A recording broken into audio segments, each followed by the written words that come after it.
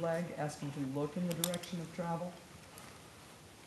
That he arcs his body slightly around your inside leg and bows his body slightly out to your outside leg, outside rein.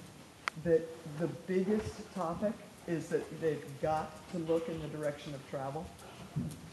Yep, so you cannot take over that jaw, and he will want to, and you can't.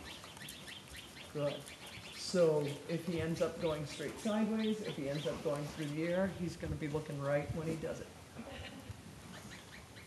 Good. And that you know, at his age, that's kind of your number one law right now, is that whatever direction you're traveling, he's going to look in that direction. And anything else he opts to do with his body, he might opt to do, but he's by God going to look in the direction that you're going. Okay. I've had problems, last time we were here. Uh-huh. And this last week he's been fabulous, but, going shoulder up with that. Uh-huh. It's something I had a real hard time with. Yeah. And it's developmental, as they get stronger and they start to develop more muscles over their top line, it becomes easier to hold that shoulder on the line.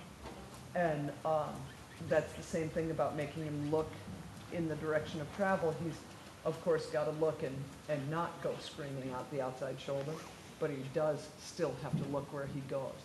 And what you'll find is if you compromise the jaw for the shoulder when they're young, you will have that discussion later in life when they're a whale of a lot stronger, and you don't want that.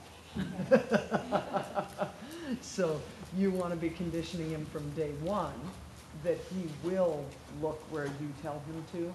And the second thing is that his shoulders will be in front of his hips. Okay?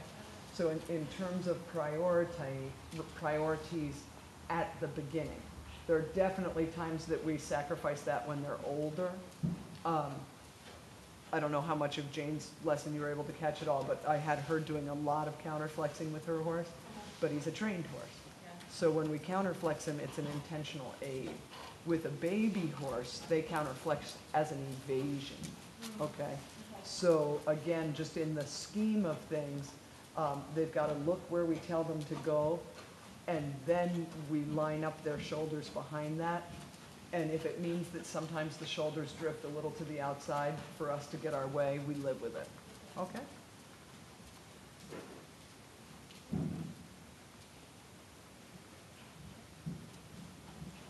So what happens also